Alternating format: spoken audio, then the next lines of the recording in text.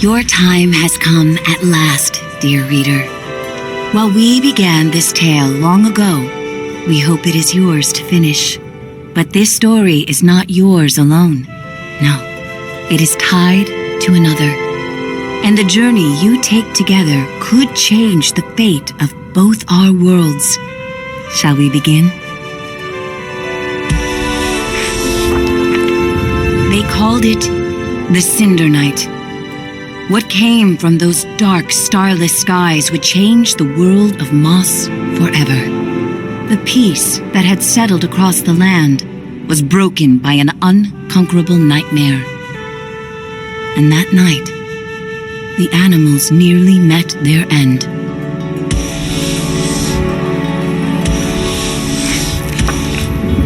First, they killed the king. A winged creature broke from the shadows and plucked him from his royal bedchamber high atop the tallest tower. Next, the serpent Sarfog and the armies of the Arcane tore up from the underworld. They ravaged the King's Guard fought bravely, but the castle soon pulsed with the Arcane's evil. Every room was gutted, every statue, tapestry, and adornment hexed, but the glass was never found. Even the reclusive sprites set aside their differences on that fated night. They sent a great champion, empowered by their own glass relic, to challenge the serpent and its steel army. Meanwhile, Sir Argus, commander of the King's Guard, led the survivors west through a temple long abandoned by their ancestors and far away from their newly risen enemies. It was an arduous escape.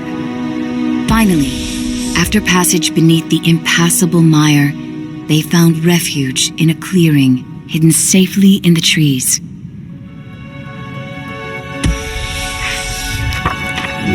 Argus charged back to join the sprite champion at the mire's edge.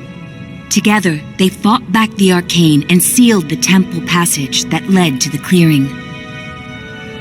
But the champion was gravely injured. Clutching his glass, he retreated deep into the forest where he drew his last breath. A large tree grew upon him. It stood many years in watchful duty, safeguarding the glass and awaiting its next hero.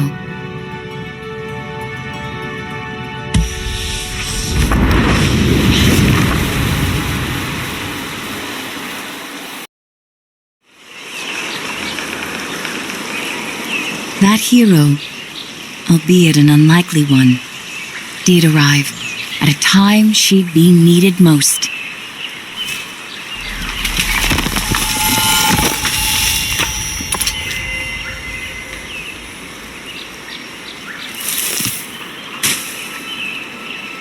Quill was out adventuring beyond the edge of the clearing. Dusk was creeping in, but she wondered what she might find if she went just a little farther.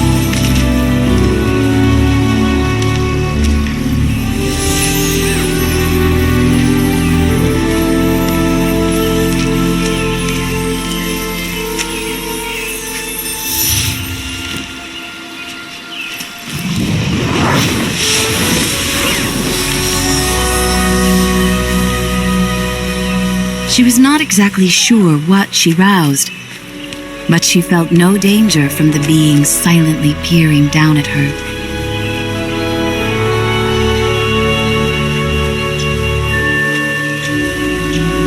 Quill had to hurry. The village gates would soon close, and night would follow.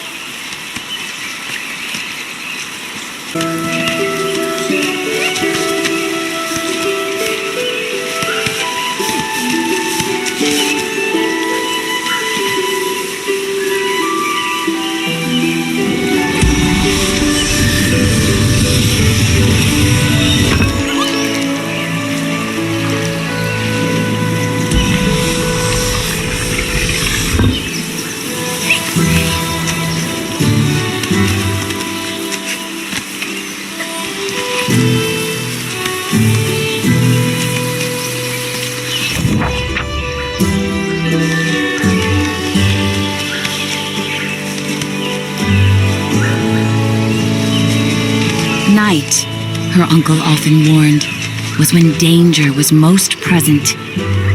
But Quill preferred the stories of the magical creatures that woke to protect the forest.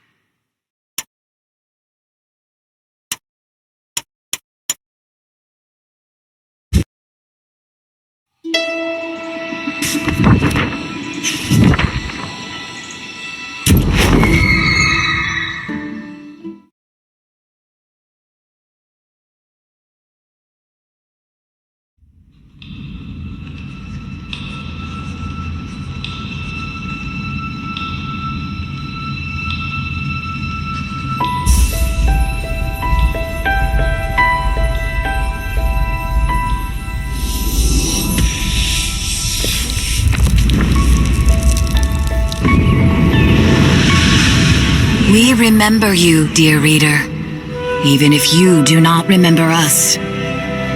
You see, this is no ordinary book. Within these pages lives a hero, one who could determine all our fates.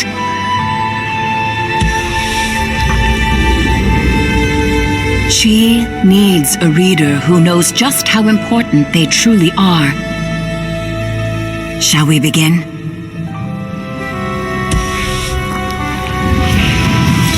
Every war in Moss begins and ends with the Five Glass, and on the Cinder Night, the Arcane tried to take them all. Sir Argus, commander of the King's Guard, sacrificed everything that night to ensure the King's Glass was safe. The sprites, too, had their own glass to protect, and their great champion did so until his final breath.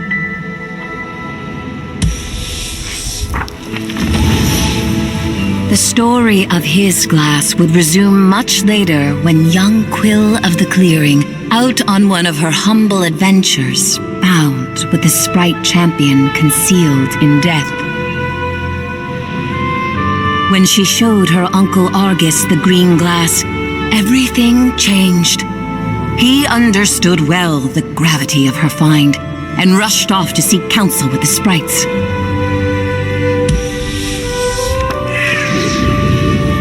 But Argus was captured by the Arcane, and so the starving Adurin came to Quill with a promise to lead her to her uncle. Quill knew of starthings only from campfire tales of magic and mischief. Yet still she decided to follow.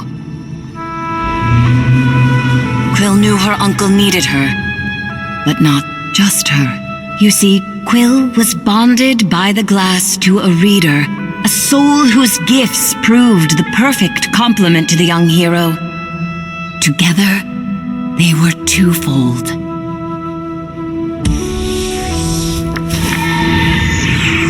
They embarked on a perilous journey. The Arcane's pursuit was relentless, and Quill barely survived. Adurin, who had become a friend of sorts, was not as fortunate, ending up in the jaws of Sarfog. Sarfog was the Arcane's most ruthless general, and at the very gates of the castle seized on that cinder night, the twofold heroes slayed the monstrous serpent and rescued Argus from captivity.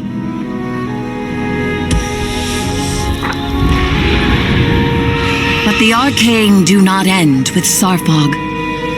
The one who leads them will not relent until the five glass are in their clutches, and that will unravel this world. Our fate rests with Quill.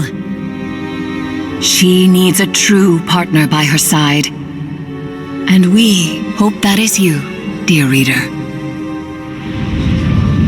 So let us begin at the castle, where Quill and her uncle must brave the Arcane to retrieve the King's Glass, still hidden away after all these years.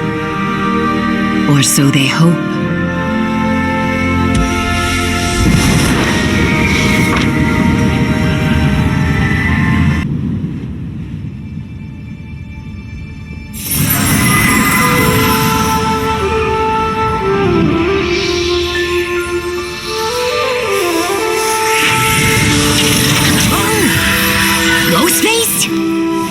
Still here? Then you should have this. You can thank me later. Or maybe before. Who knows?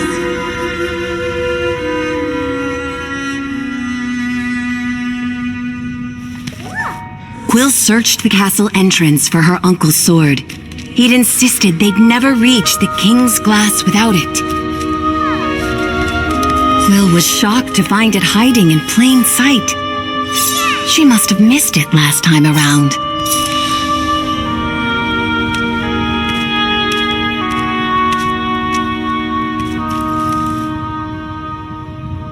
After all, she'd been a bit preoccupied.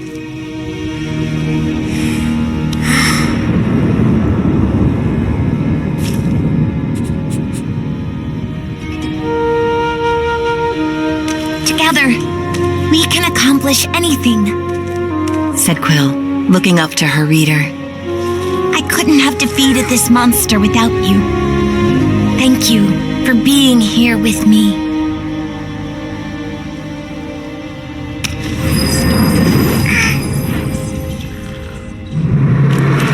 She'd left Uncle Argus alone for too long.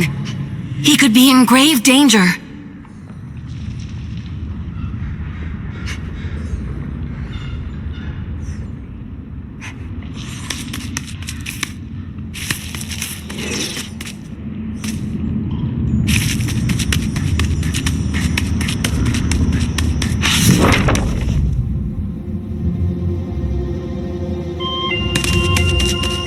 They had to hurry. Her poor uncle was too injured to defend himself should the Arcane find him again.